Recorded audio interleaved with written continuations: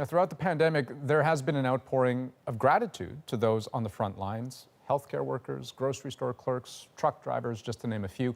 But as Tashana Reed tells us, some of those very same people say they are being denied services precisely because of what they do. It was ICU nurse Hinda Hassan's first week off since this pandemic started. She booked an appointment with a chiropractor and massage therapist, but shortly after arrival, she was turned away.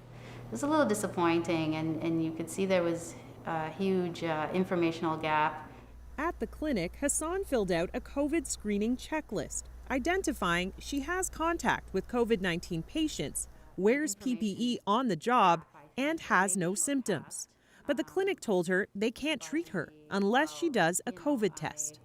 I thought that was crazy because what reassures you? Because if I go have the test today, tomorrow I go back to work, then what?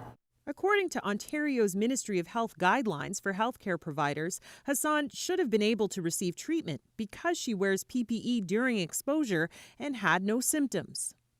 If you needed my service, I can't say, hey, you're high risk, I'm sorry, I can't take care of you. But then here you are, you're denying me those rights. Clorox wipes. Yeah, tons of those. Long-haul truck driver Bob Haynes has run into issues too. I can't even go see my doctor. My doctor won't even see me. Haynes regularly travels to the U.S. and says he can't get a doctor's appointment, and his wife's dentist canceled a recent appointment unless she isolates for 14 days. I would like to see them treat us a little more fairly. The Canadian Trucking Alliance says it's looking into how widespread the issue is. Asking truck drivers to quarantine for 14 days before they get medical attention is, quite frankly, unacceptable.